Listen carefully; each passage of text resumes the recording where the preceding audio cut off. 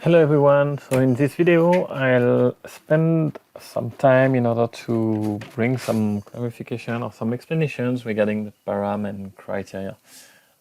These are great tools which are used in a lot of new process, especially in the interface, and they are related to some different tools, either the batch measure that you can select from either the interactive session or running batch mode. They're used also in the scene solid for generated exa element for sheet parts. They're used in combination with the rebuild.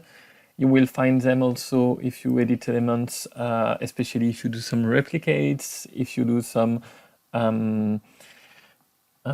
imprinting stand, they will be used too, and also if you deal with morphing, saving and doing morphing. So in order to benefit of all the capabilities of these tools, it is really important that you are really familiar with this param and criteria. Let me start first with the criteria, which is maybe the simple one to understand. So in this one, you will retrieve your target element size, both the 2D and 3D, and we will focus especially on 2D. You will have to define your target element size, and you can choose your calculation method. So by default, you find OptiStruct, but you have the possibility to work with some other solver profiles. So here, if I look at my model, let me go straight to the model, and let's have a look at this hole here, and we see by using the measure and the drag and drop that we have a radius of 3.16. Just as a parenthesis, it seems important to me to mention that the new interface, in the new interface, we've brought some nice features which make some process from the legacy interface obsolete, and which are based on the snippet point. So here you see that I can pick the centroid without creating a point at the center, which I couldn't do at the in the legacy interface, or I had to pick 3 points. You can grab a point on the middle on an edge.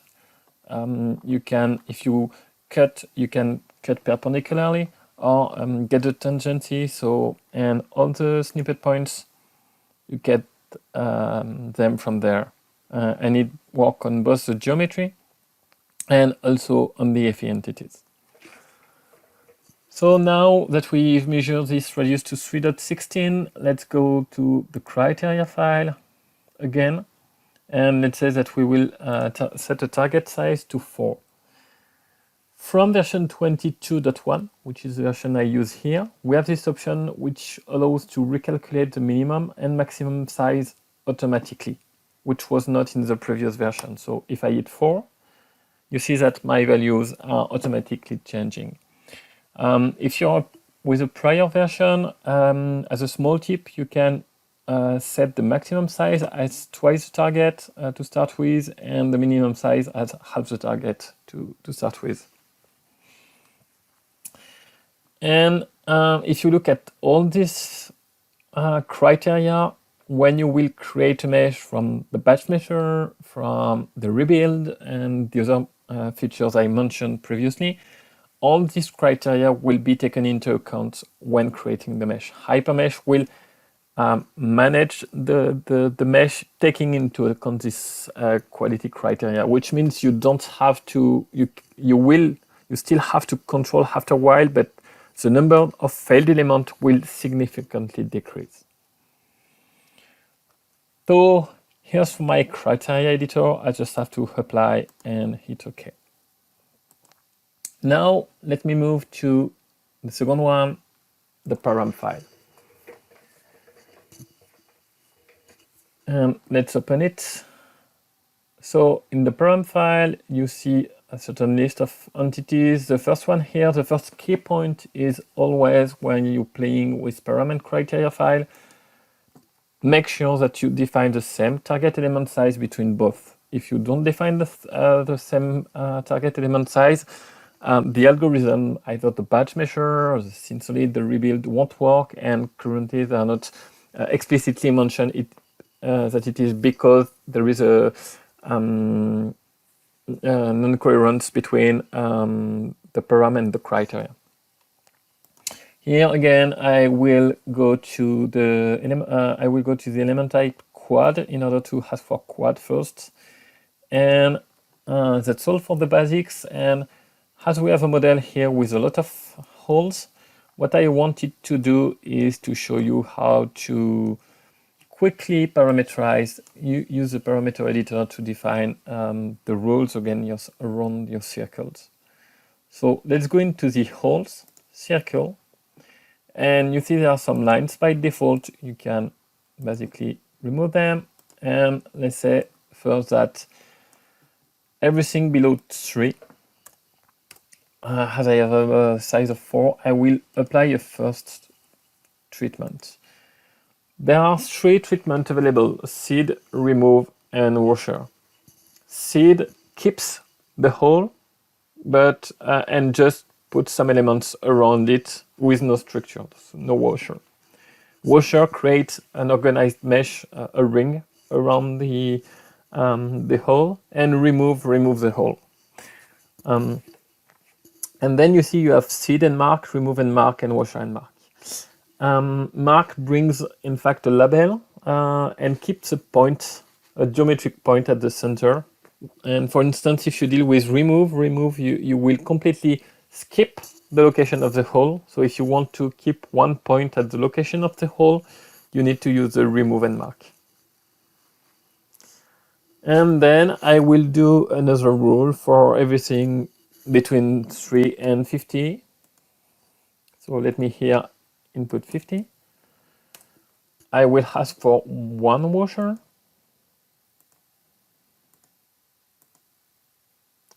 You see that I can specify the target radius if I want, or play with a number of elements. Yeah, I will keep it as auto. And I can specify the depth of the first washer. Let me say it to auto too.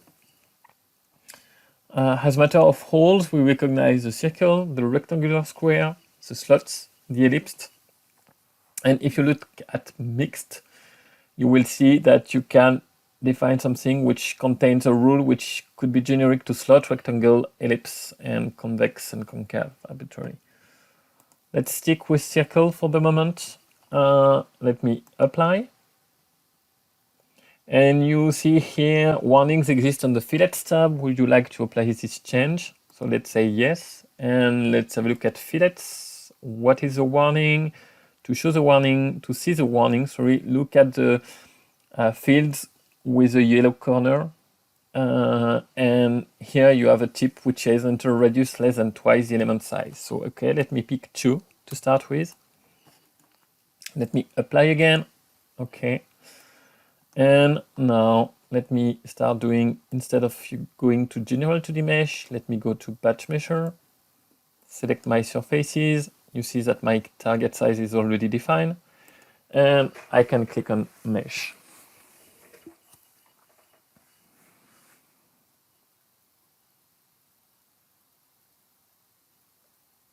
So this may take a bit of time, because as I mentioned when showing the criteria, the mesh algorithm is taking into account the quality of the elements, so is optimizing the mesh in order to minimize the element which will fail the criteria.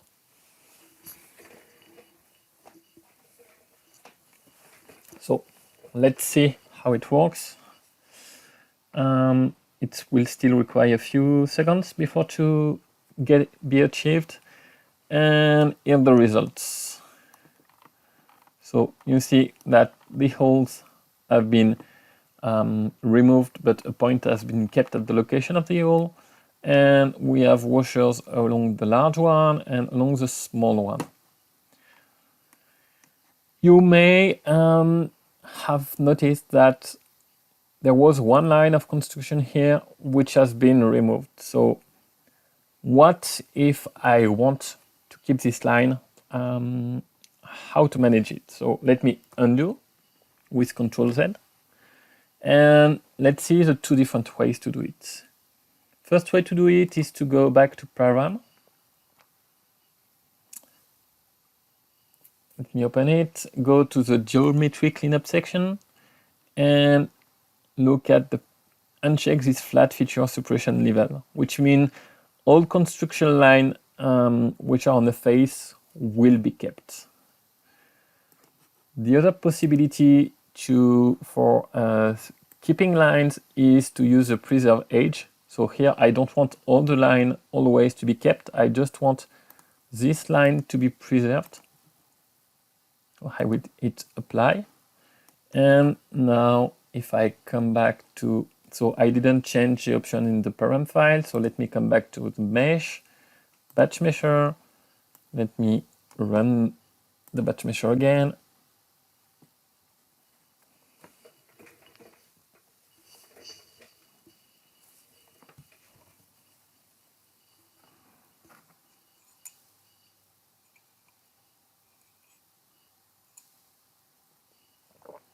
So this will take still a couple of seconds in order to be achieved. And this time, as we define this edge as a preserved edge, it will be maintained. But this one, for instance, shouldn't be taken into account. And maybe we don't need to keep it, this one particularly. So it's fine to get it removed.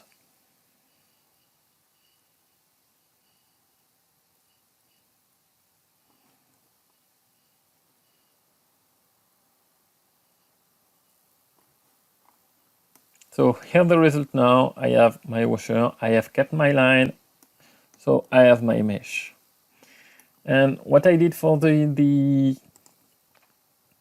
hold, I can do also for the other kind of features. So you can look at fillets, you have different methods. Either you can define a number of rows depending on the radius, or you can split the fillet and to press, or you can create a midline on the fillet and then split the fillet.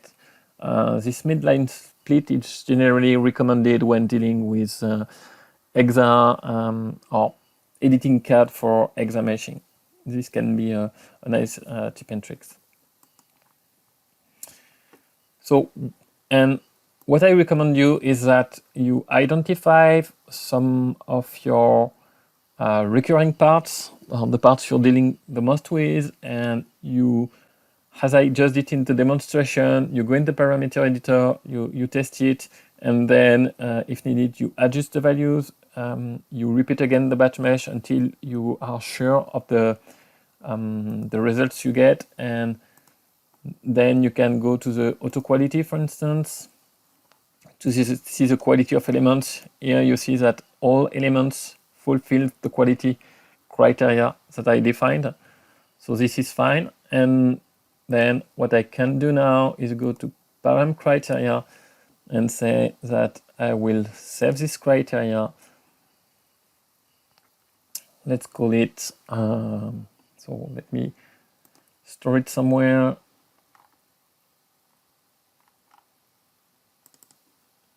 And let me call it my 4mm. And let's do the same with the criteria at the param file after.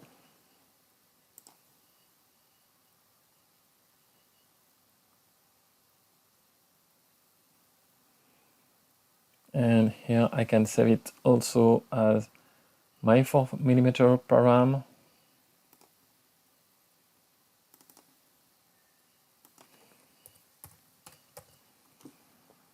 So that I can reuse it later on if needed, and also I can share it with my colleagues if needed. So now let's have a quick look. Let's say that I'm interested in creating a new hole somewhere based on this one, and let's see that if I go to elements, replicate, let me pick with the alt, I will pick, so I don't want all the face, so let me pick these elements.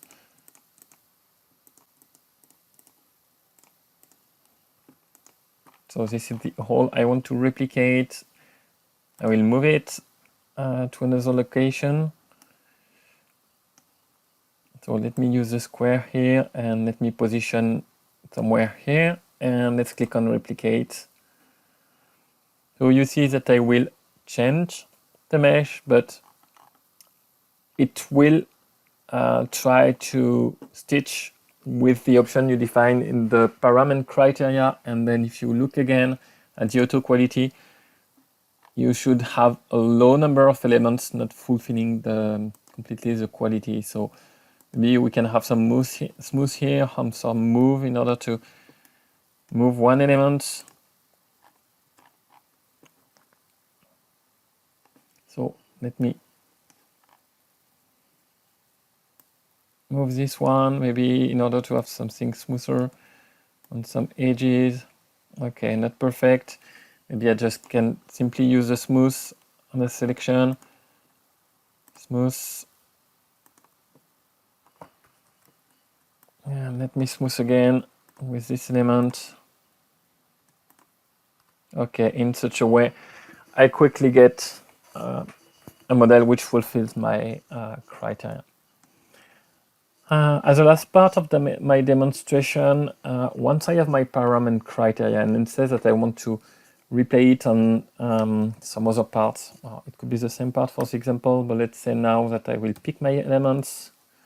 Let me show you how you can mesh in batch mode from hypermesh and continue to have some you can continue to deal in or to work in the interface while the part is being meshed with the batch mesher. So let me delete all this stuff and let me go to the part browser from the assembly. I want to go to the part. I'm not sure right now there is a part for this one, so I will create one.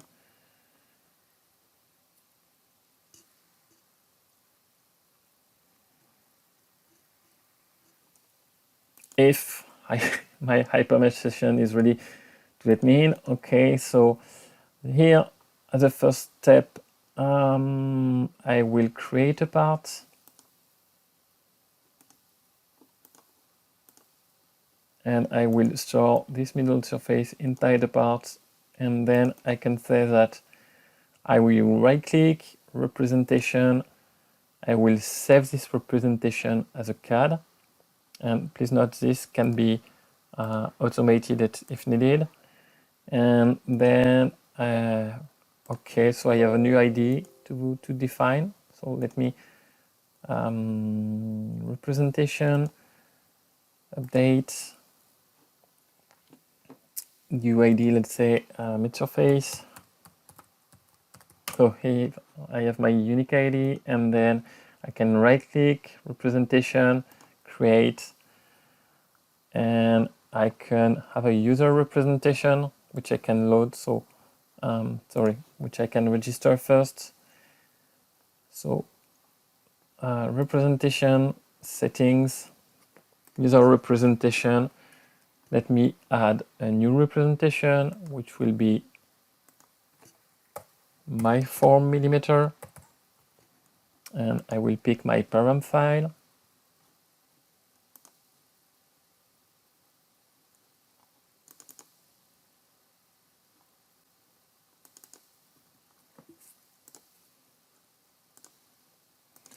And I will select also my criteria file, apply, okay, and then I can right click, representation, create, and I will ask for my 4mm representation. I will check OK. Then there will be a pop-up which starts saying that the part is going to be meshed. So it should appear within a couple of seconds. So let's wait for the pop-up to appear. And once the pop-up there, okay, it just appears, and so you see that there will be the my 4mm plus a common one which we can skip. And in the meantime, while my part is being done, I can do some other operations in Hypermesh. So I can create a material, for instance, mat 1, and I can complete the mat 1 and say that I want to specify the E value, the new value, okay, E value, and close, and I can say that I see that there is one property, so I want this property to check the thickness. Okay, it has not been defined, so let me define it from, okay, so I cannot from there, so let me define there 2.5, let's say, and I will pick the material that I just created, and in the meantime, the batch mesher is still working in the background. I can control anytime if I have any information, so it's still working. So here, for instance, I can go back to my model, I don't know, create some sets, or I can go to the geometry sketcher if I want to create a new geometry. So I can really work as I want. I can start defining load steps or anything, and the batch mesher is still working in the background. So it should be now be done in a few seconds too. And once it's done, I'll be able to load the representation within the interface. So let's just wait for the post-run procedure to be done, and once this is done, we will be able to load the representation. And the nice thing is that you can specify multiple parts as I did in the part browser, and then you will be able to run the batch meshers on all of these parts and work on other stuff in the same time, or work maybe on some parts which cannot be addressed with the batch mesher, and let the batch mesher deal with the one you submitted. So this is a nice way to, an efficient way to save time. And now the batch mesh is completed successfully.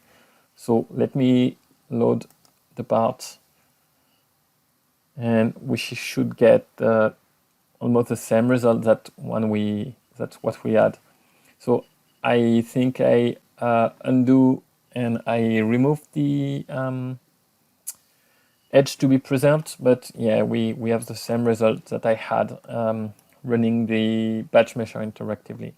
So here's what I wanted to show from the param and criteria file. So don't be shy, please test it, do some tests again on representative parts until you get the parameters, the set of parameters which are fine for your usage. And of course, if you have any question, if you face any issue setting them up, feel free to contact us as support so that we can discuss with you how to set them up.